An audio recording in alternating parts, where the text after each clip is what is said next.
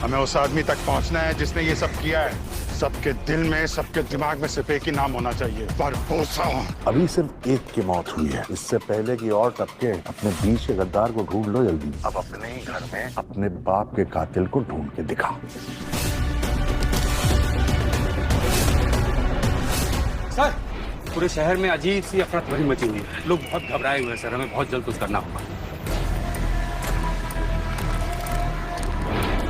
ये खेल अभी खत्म नहीं हुआ है, अभी तो शुरुआत है। सीआईडी एपिसोड में सीआईडी का गद्दार कौन है आपको ये पता चल जाएगा। तो चलिए मैं आप लोगों को बताता हूँ सीआईडी का गद्दार कौन है। इस एपिसोड में मैं बताने वाला हूँ। तो एक पेशेंट को लेटाया जाता है तो एक डॉक्टर बोलता है कि अब मैं तुम्हारी जान लेकर उससे 5 लोगों की जान बचाऊंगा। तुम्हारे ऑर्गन्स को बेचकर उससे 5 लोगों की जान बच जाएगा। जिससे तो उसे एक इंजेक्शन दे दिया जाता है। ना ही वो हिल डुल पाता है और ना ही कुछ बोल पाता है।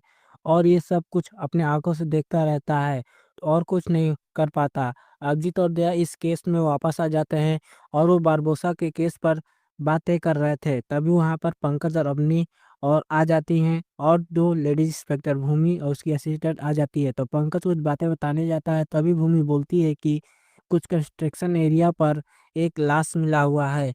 तो अभिजीत बोलता है पंकज पूर्वी से तुम दोनों इस केस को हैंडल करो और दया बोलता है कि हम लोग बारबोसा के केस पर काम कर रहे हैं।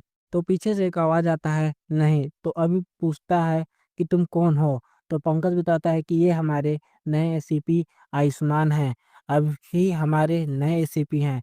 तो नया एसीपी बोलता है कि तुम लोग बारबोसा के किसी केस पर भी काम नहीं करोगे क्योंकि बारबोसा तुम लोगों से बहुत ही आगे है और उसके पास तुम लोगों से बहुत ही ज़्यादा दिमाग है। इस वजह से तुम लोग इस केस को हैंडल नहीं करोगे। तो वहीं दया बोलता है हम लोगों को पता है क्या करना है क्या नहीं, आप मत बताइए। तो एसीपी आयुष्मान बोलते हैं अगर तुम लोग बारबोसा के केस पर काम करना चाहते हो तो यहाँ से जा सकते हो। तो दया जा ही रहा था तभी अभिजीत रोकता है और इस केस पर काम करने लगते हैं। तो डॉक्टर सालुके बताते हैं यहाँ पर कि इसे क्या फेस पूरा जला दिया गया है तेजाब से और इसकी आंखें भी निकाल ली गई हैं।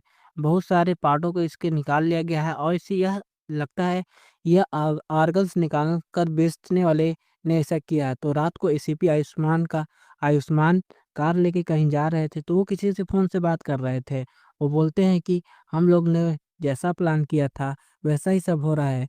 दया और अभिजीत को मैंने दूसरे केस के लिए भेज दिया है। तो रात को अभिजीत और दया एविडेंस रूम में आते हैं।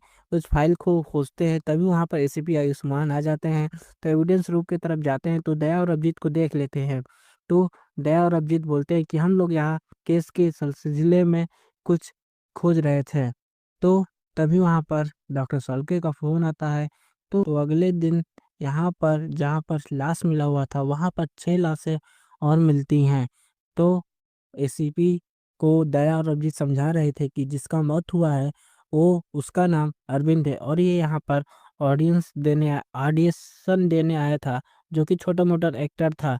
तो पंकज दया को फ़ोन करके बताता है कि यहाँ पे 6 लाशें और मिली हैं जो कि फॉरेंसिक लैब में लेके जाकर तो डॉक्टर सालके बताते हैं कि इसकी मौत ज़्यादा दिन नहीं हुआ है, 2-3 दिन पहले ही इसकी मौत हुई है और इसके हाथ पे जो टैटू बना है शायद ये 2 दिन पहले का है। तो आस-पास के सारे टैटू वाले के पास जाकर पता करते हैं सभी लोग। तो ये बताता है कि ये मेरे यहाँ का ही टैटू है और मैंने इसे बनवाया है और इसका नाम जतिन था। तो दया लोग पहुँचते हैं वहाँ पर उस जगह पर सुनसान जगह पर जहाँ पर खूनी लोगों को बुलाकर उठवाता था। तो वहाँ पर देखता है कि कोई लाल कलर का हेडलाइट टूटा हुआ है। तो वहाँ के आसपास के सीसीटीवी कैमरा को चेक करती है भूमि। तो पता चलता है कि किस एक एम्बुलेंस का हेडलाइट टूटा हुआ है।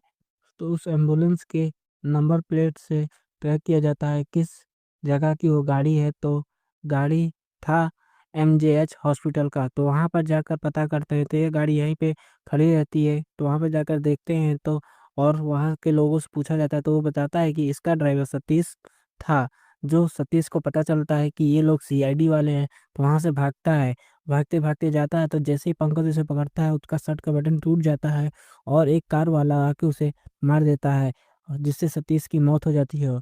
और वो जिस एक्सीडेंट किया था वो अस्पताल का डॉक्टर था, उसका नाम अरुण था। तभी वो बोलता है कि मेरे सामने अचानक से आ गया जिससे मैं ब्रेक नहीं मार पाया और इसकी मौत हो जाती है। तभी वहाँ पे एसीपी आयुष्मान आते हैं और बोलते हैं कि ये सब तुम लोगों के होते हुए भी कैसे हो गया और ये सतीश मर कैसे गया? तो तुम ये लोग को ये केस पंकज और पूर्वी जैसे बच्चों को दे रहे थे हैंडल करने के लिए। तभी तो दया सीनियर डॉक्टर से पूछते हैं कि आपके हॉस्पिटल की गाड़ी सतीश चला रहा था, कैसे भी वो हम लोगों को तो उसको कुछ ऑपरेशन का चीज़ दिखाता है फ़ोटो और बोलता है कि ऐसा ऑपरेशन कौन करता है? तो डॉक्टर देखता है और बोलता है कि ऐसा ऑपरेशन सिर्फ़ एक ही लोग हमारे यहाँ करते हैं। तो 2 लड़कियाँ रोड पे खड़ी हुई थी और वो लिफ्ट माँग रही थी, तो लड़का बोलता है ठीक है आप मेरी कार में बैठ जाइए और उसे एक इंजेक्शन दे देती हैं पीछे से जिससे वो बेहोश हो जाता है। तो उसे ट्रक के अंदर भरकर उसका भी ऑर्गन्स निकालने ही जा रहे थे, तभी वहाँ पे सीआईडी आ जाती है और उन लोगों को पकड़ लेती है। तो ये लोग पकड़ कर ब्यूरो में लाते हैं, ये लोग कुछ भी नहीं बताते हैं, ना ही ये दोनों लड़कियाँ और ये ना ही डॉक्टर। तभी पूर्वी आकर बोलती है कि इसने ज़हर खा लिया है। उसके बाद जो दूसरी लड़की रहती है उसने भी ज़हर खा लिया था। उसके बाद अरुण भी अपने आप को रूम में बंद कर लिया था और वो भी ज़हर खा लेता है। तो वहाँ पे पता नहीं चलता कि इन लोगों के पास ज़हर आया तो आया कहाँ से? क्योंकि इन लोगों के पास लाते समय इनकी तलाशी की गई थी अच्छे से। तो वो मरते टाइम बोलता है, मैं तो गद्दारी नहीं कर सकता बारबोसा के साथ।